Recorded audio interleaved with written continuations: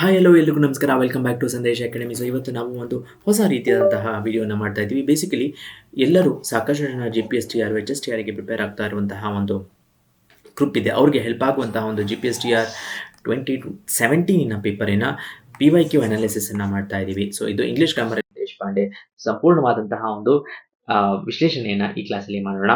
So ಇದು Sandesha academy. ಮೊದಲನೇದಾಗಿ H S T R ಮತ್ತು G P S T R P S T ಆರ್ಗೆ related ಆಗಿ ನಮ್ಮ ಒಂದು ಪ್ರಶ್ನೆ ಪತ್ರಿಕೆ 1ನ ಒಂದು ಟೆಸ್ಟ್ ಸರಣಿ ಇದೆ. ಅದರಲ್ಲಿ 10 ಟೆಸ್ಟ್ಗಳಿರುತ್ತೆ.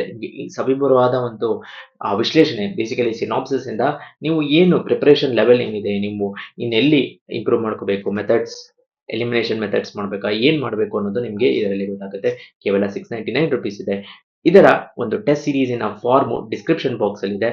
ನೀವು ಅದರಲ್ಲಿ ನಿಮ್ಮ ಹೆಸರು ಮತ್ತು ಮೊಬೈಲ್ ನಂಬರ್ ಅನ್ನ ನೋಂದಾಯಿಸಿ you can register for the test. ನಮ್ಮ ತಂಡದವರು ನಿಮಗೆ ಕಾಲ್ ಬ್ಯಾಕ್ ಮಾಡ್ತಾರೆ ಅಂತ ಹೇಳ್ತಾ, ಟೆಸ್ಟಿನ ಸಂಪೂರ್ಣ PDF ಫಾರ್ಮ್ ನಿಮಗೆ ಲಭ್ಯ ಇರುತ್ತೆ ಮತ್ತು ನೀವು ಟೆಸ್ಟ್ ಅನ್ನು ಅಟೆಂಪ್ಟ್ ಮಾಡಿ ನಿಮ್ಮ ಕರೆಂಟ್ ಸ್ಟೇಟಸ್ ಆಫ್ ಪ್ರಿಪರೇಷನ್ ನ ತಿಳಿದುಕೊಳ್ಳಬಹುದು.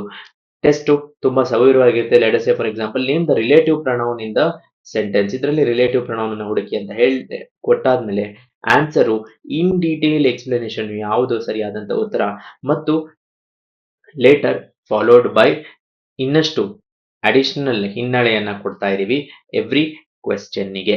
ಓಕೆ, ಸೊ ನಿಮಗೆ ಏನಾದರೂ ಇಂಟ್ರೆಸ್ಟ್ ಇದ್ದಲ್ಲಿ ಡಿಸ್ಕ್ರಿಪ್ಷನ್ ಬಾಕ್ಸ್ ಅಲ್ಲಿ ಲಿಂಕ್ ಇದೆ, ನೀವು ಅದನ್ನ ಕ್ಲಿಕ್ ಮಾಡಿ ಜಾಯಿನ್ ಆಗಬಹುದು.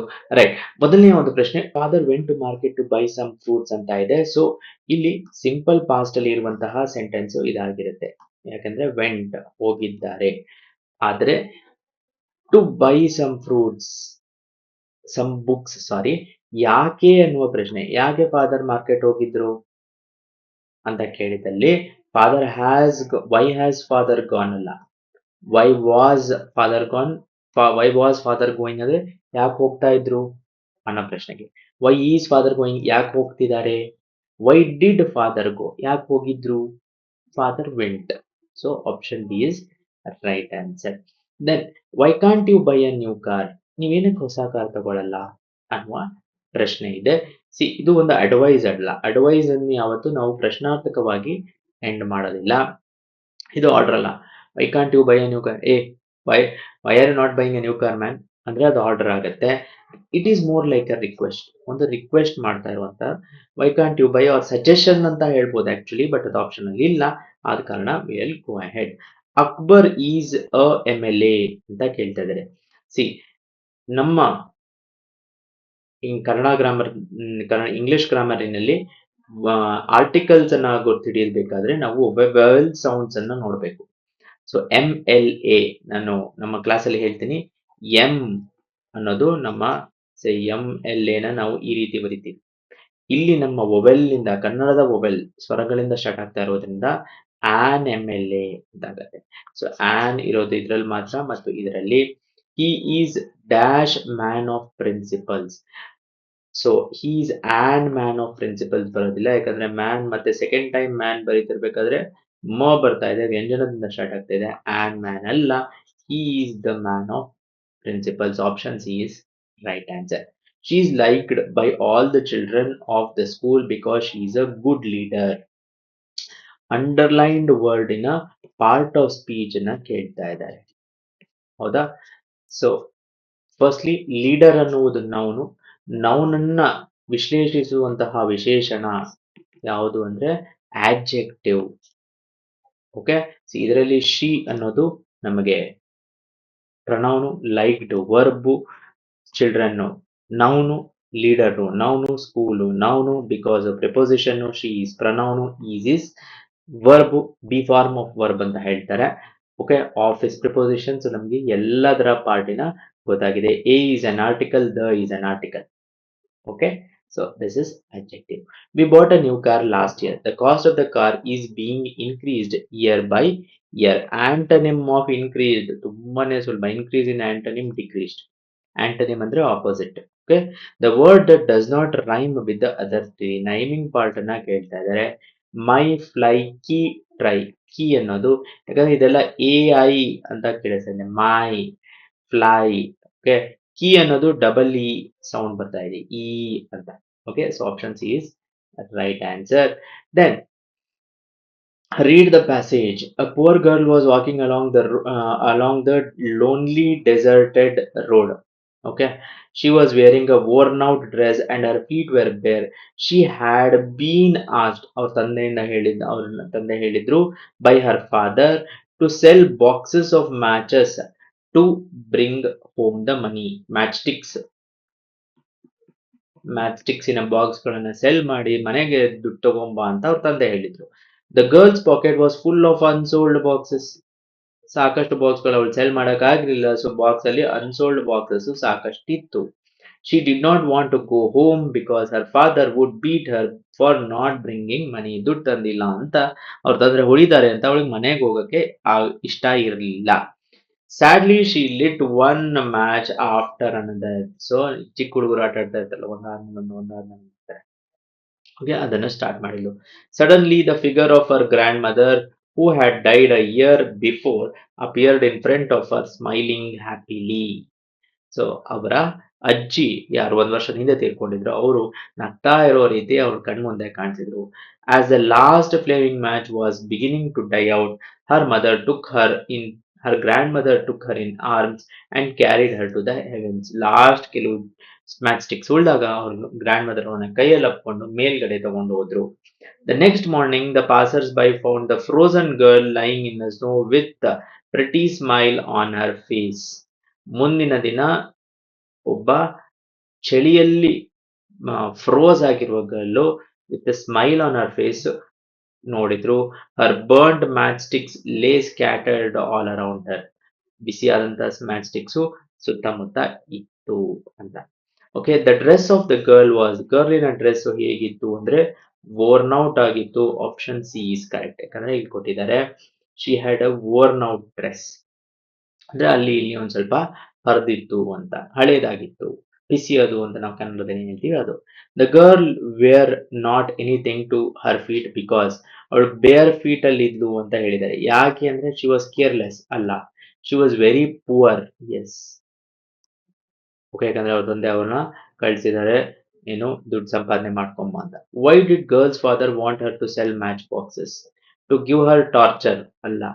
ಬಿಕಾಸ್ ಹಿ ವಾಸ್ ಲೇಜಿ ಅಲ್ಲ. ಟು ಅರ್ನ್ ಮನಿ, ಗೆ ದುಡ್ಡು ಬೇಕಾಗಿತ್ತು ಅಂತ. Who helped the girl in critical position? Her grandmother, ಅವರ ಅಜ್ಜಿ ಹೆಲ್ಪ್ ಮಾಡಿದ್ರು. The girl lit one matchstick after another because she wanted to.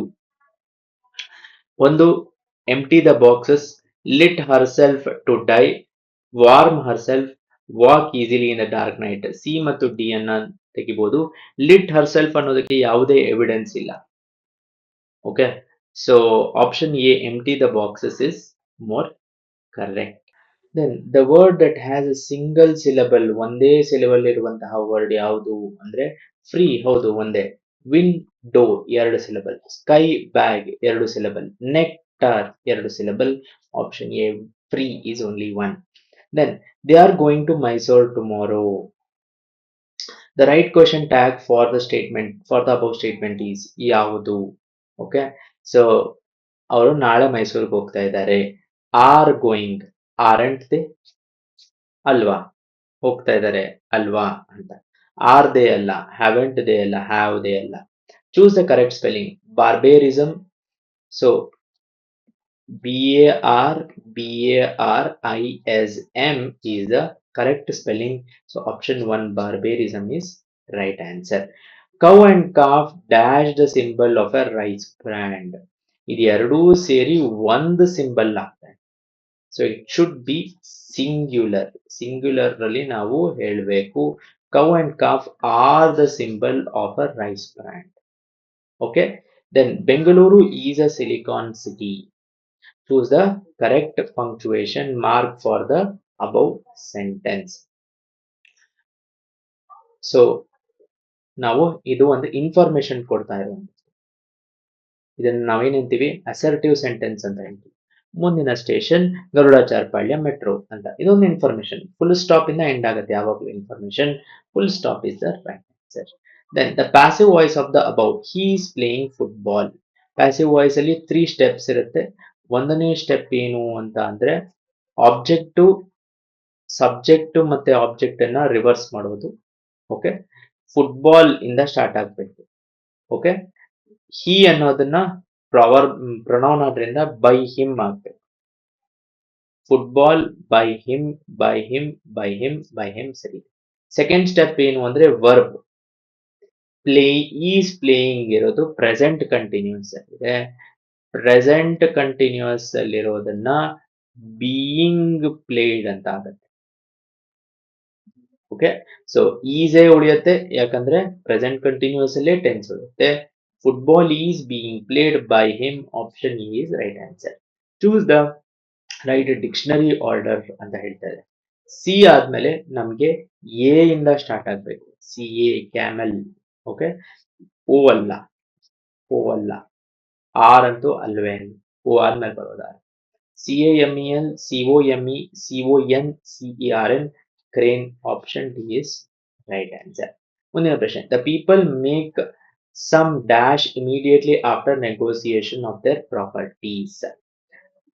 First of all the ಬರಬಾರ್ದು, ನೆನ್ಪಿಟ್ಕೊಳ್ಳಿ, ದ ಬರಬಾರ್ದು. ಪೀಪಲ್ ಆದ್ಮೇಲೆ ಮೇಕ್ಸ್ ಬರಬಾರ್ದು, ಪೀಪಲ್ ಮೇಕ್ ಅಷ್ಟೇ ಬರಬೇಕು. Okay, people make some agreement. ಏನೋ ಒಂದು ಅಗ್ರಿಮೆಂಟ್, ಪೇಪರ್, ಕಾಂಟ್ರಾಕ್ಟ್ ಈ ತರದೆಲ್ಲ ಸೈನ್ ಮಾಡ್ಕೊತೀವಲ್ಲ ಅದನ್ನ ಅಗ್ರಿಮೆಂಟ್ ಅಂತ ಕರಿತೀವಿ. Okay, the red colour is very attractive. People think that it is dangerous. So ಇದು two contradictory idea. Idea 1 attractive, idea 2 danger.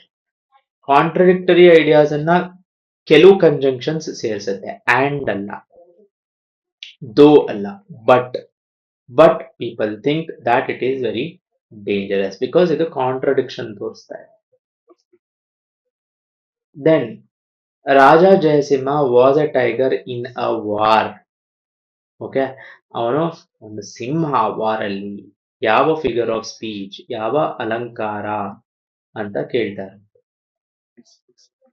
ಯಾವ ಅಲಂಕಾರ ಅಂತ ಕೇಳಿದರೆ ರಾಜಾ ಜಯಸಿಂಹ ಟೈಗರ್ ಥರ ಅಂತ ಹೇಳ್ತಾ ಇಲ್ಲ.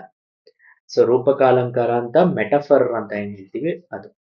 ಓಕೆ, ಆಲಿಟರೇಷನ್ ಅಂದ್ರೆ ಅನುಪ್ರಾಸ. ಸೊ ಎಲ್ಲ ಫಸ್ಟ್ ಲೆಟರ್ಸ್ ರೈಮ್ ಆಗೋದು ಆಲಿಟರೇಷನ್. ಪರ್ಸಾನಿಫಿಕೇಶನ್ ಅಂದ್ರೆ ವ್ಯಕ್ತಿತ್ವೀಕರಣ. That is for example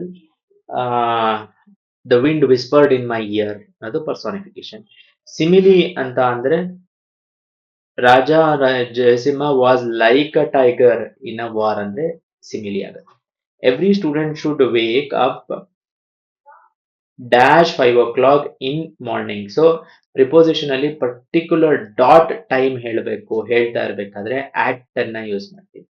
okay, at 5 o'clock dash morning, part of the day, morning, afternoon, evening ಅಂತ ಹೇಳ್ಬೇಕಾದ್ರೆ ಇನ್ ಅನ್ನ ಯೂಸ್ ಮಾಡ್ತೀವಿ.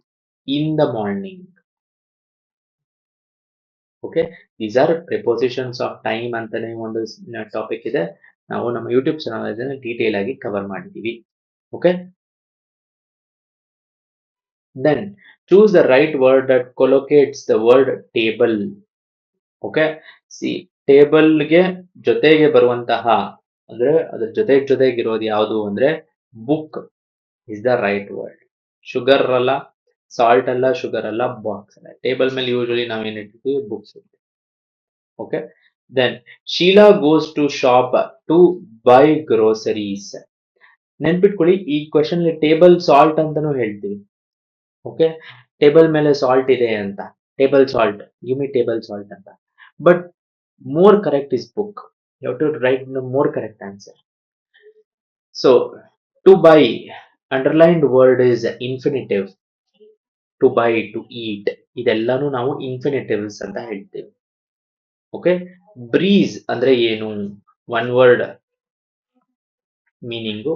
ಸ್ಟಾರ್ಮ್ ಅಲ್ಲ, ಸ್ಟ್ರಾಂಗ್ ವಿಂಡ್ ಅಲ್ಲ, ಜೆಂಟಲ್ ವಿಂಡ್ಗೆ ಬ್ರೀಸ್ ಅಂತ ಹೇಳ್ತೀವಿ. ರೈಟ್.